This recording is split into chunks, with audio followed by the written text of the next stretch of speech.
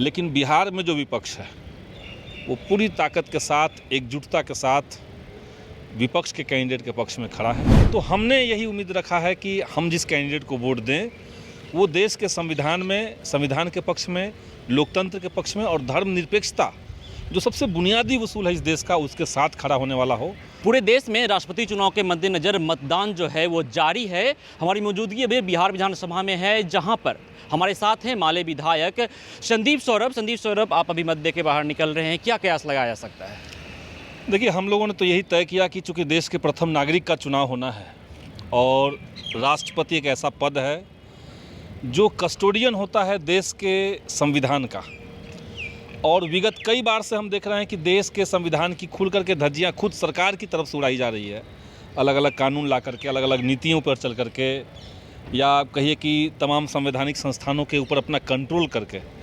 लेकिन राष्ट्रपति जो रहें उन्होंने आवाज़ नहीं उठाई, उन्होंने कोई डिसेंट दर्ज नहीं किया। जैसे सीए कानून आया, राष्ट्रपति ने कोई उस पर आपत्ति दर्ज नहीं की कि वो भारतीय संविधान की जो प्रस्तावना है उसमें तब्दीली वाला कानून है, सीए कानून।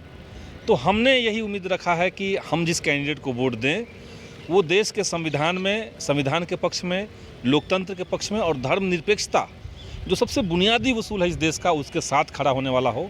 और इस लिहाज से महागठबंधन ने विपक्ष के कैंडिडेट को समर्थन अपना दिया है। नेता प्रतिपक्ष ने एनडीए के उम्मीदवार द्रौपदी मुर्मू को मूर्ति कहा है, कहाँ तक उचित है ये? द्रौपदी मुर्मू को मूर्ति नहीं कहा है, नेता प्रतिपक्ष ने कहा है कि हम राष्ट्रपति के रूप में कोई मूर्ति नहीं चाहते हैं, रबर स्टंप नहीं चाहते हैं। आप भी नहीं चाहते हैं, हम भी नहीं चाहते हैं, कोई भी नहीं चाहता है। हम चाहते हैं कि राष्ट्रपति का जो उम्मीदवार हों वो अपना एक पोजीशन रखें। अगर देश के संविधान के ऊपर कोई खतरा हो रहा है तो राष्ट्रपति जो हों वो संविधान के पक्ष में खड़ा हो जाए। ये नहीं हो सकता है कि राष्ट्रपति जो है वो किसी खास पार्टी के प्रति लॉयल हो जाएंगे और वो पार्टी चाहे जितनी भी गलती की करे वो राष्ट्रपति उस पर खामोश रहेंगे, जो हुआ पिछले दिनों। तो आने वाले समय में ये चीज़ें ना हो, नेता प्रतिपक्ष का कहने का मतलब ये था। बाकी भाजपा के लोग उसको कैसे व्याख्या करते हैं ये तो उनकी मर्जी है। तो इससे ये अर्थ निकाला जा सकता है कि तमाम विरोधी दल जो हैं वो पूर्व राष्ट्रपति रामनाथ कोविंद को एक स्टैचू और रबर स्टंप वाले राष्ट्रपति मानते हैं। विपक्ष के लोग मानते हैं ज़रूरी नहीं है। जो फैक्ट आपके सामने है, जो तथ्य आपके सामने है, आप खुद तय कर लीजिए। मीडिया के जो विश्लेषक हैं वो खुद तय कर लें कि इस देश के अंदर जब सीए कानून आया, जो कानून देश की नागरिकता को धर्म के आधार पर परिभाषित कर रही है, जो देश के संविधान की मूल आत्मा के खिलाफ है। प्रस्तावना में ये बात नहीं है। हम भारत के लोग भारत को एक संपन्न धर्मनिरपेक्ष राष्ट्र बनाने की उसमें बात हो रही है। तो जब धर्मनिरपेक्षता की बात देश के संविधान की मूल आत्मा में है तो राष्ट्रपति का तो यही कर्तव्य है, इसीलिए वो हैं कि संविधान की रक्षा हो। अगर कोई सरकार इस तरह की नीति बना दे जो संविधान के खिलाफ है तो राष्ट्रपति उस पर साइन नहीं करे, उसको रिटर्न कर दें। आप कैबिनेट में दोबारा से इस पर विचार करके लाइए, ये कहना चाहिए राष्ट्रपति को। लेकिन क्या पिछले दिनों ये हुआ? नहीं हुआ।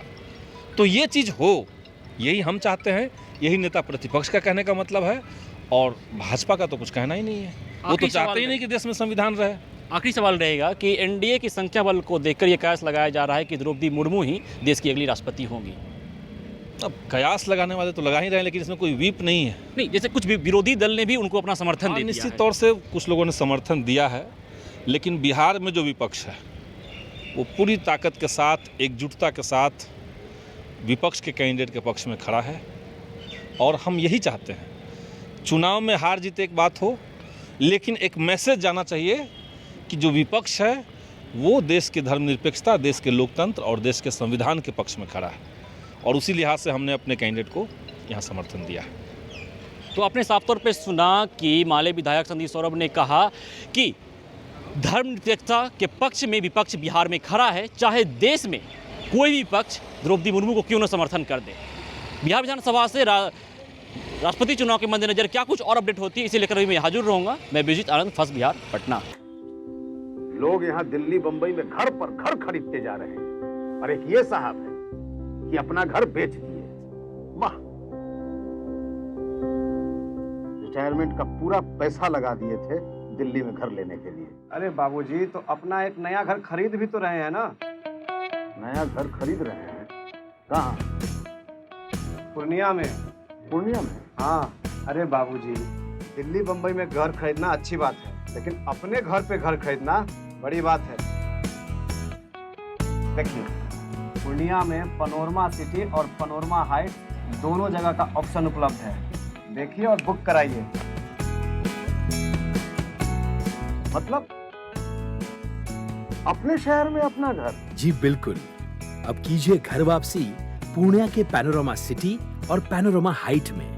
पैनोरमा सिटी और पैनोरमा हाइट, आपके शहर में आपका अपना घर।